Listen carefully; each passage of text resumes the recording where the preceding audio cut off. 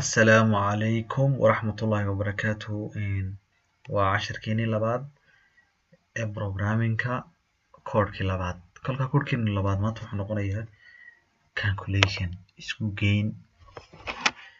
calculation كاسمه gain اسمه قيم واتو حتى ما دفعته أنت كلنا وفهمي دونتها وأنا اسمه طري دونا كوركينا first تيجا كوحكو بلا من هو shift plus 3 و hash include hash include stdio.h حتى بالكو كوركو بلامي و main و shift plus 9 علامة براكت كاير دبل براكت كاير سجنا keyboard كهو يلا حتى واحد سميننا واحد data table على استعمالنا زي حالة هروشكني data table يدو يفربناين واحد جري float int character string قلنا وحي int data table كواحد لو استعمال وحي number حالة ما صوشكني ku noqon mayno kolka koodhkiina bilaabi doonaa intii waxa la qabanaysaa waa integer oo wixii number ayaa loogu talagalay haddaba variable-ka xalay aan ka sheekeynay variable saddex variable baan kala gareysanaynaa variable loo yaqaan a b iyo c maxay ku kala qabanayaan calaamadda yar waa haddaad aan hakad u dhaxaysiinin way isku daraysaa hal variable ba ka dhigaysaa kolka waa inaad kala gudbisaa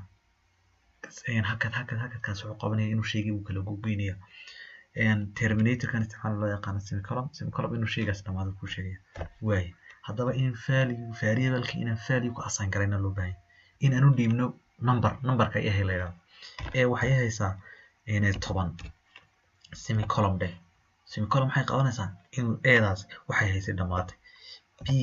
waxay haysaa tusaale ahaan 12 semicolon inuu b waxay haysay dhamaaday c maxay haynaysaa a plus b a iyo b oo la isku daray kolkaasi imika calaamadan equal looma yaqaan waxa loo yaqaan assign a waxa lagu assign gareeyay 10 oo a waxay ku haysaa 10 b na waxay ku haysaa 12 c na maxay ku haysaa labadoodu la isku geeyay labadoodu maxay ku kala taageen midna 10 midna 12 si xal yar sheegnay waxaan isticmaalaa printf oo inoo qabanaya mataqaana wixii inoo soo daabacay display-ga printf haye calaamada yar bracket ka yar oo shift plus 9 oo kale isaga saaraya double quotation shift plus double quotation shift ma qabanaysa ku raadinaysa waxa sameynaya waxaan leeyahay sum waxaan isticmaalaya wax loo yaqaan percentage d san xalay hore soo sheegnay percentage d ayaan isticmaalaynaa percentage d oo loogu talagalay wixii number uma halkii float ka la isticmaalay percentage f percentage s character ka la isticmaalay waayahay hadaba maxaan u dhiibanay c waxaan u yeelanaa hakad c maxaan u dhiibanay isku geynta labada shay waxaan leeyahay terminator-ka loo yaqaan semicolon ma save gareynaya shaygi intaan save gareyn a waxa ku haysaa 10 b waxa ku haysaa 12 c waxa isku dartay a and b waayahay hadaba waan save gareynaya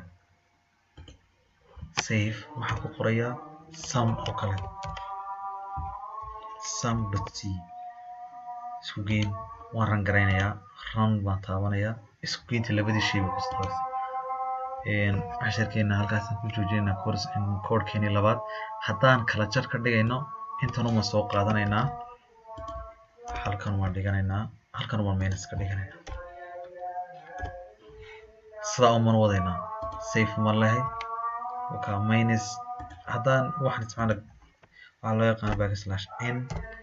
waa mataqaan new line inoo qabanaysa save ma lahay wuxuu labadii shay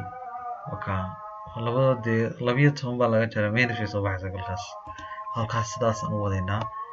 halkaas aan casharkeeni koodhkeeni labaad ku joojinaynaa waxaan gaari doonaa programkeena course-ga mataqaan koodhka saddexaad. Assalamu alaykum warahmatullahi wabarakatuh.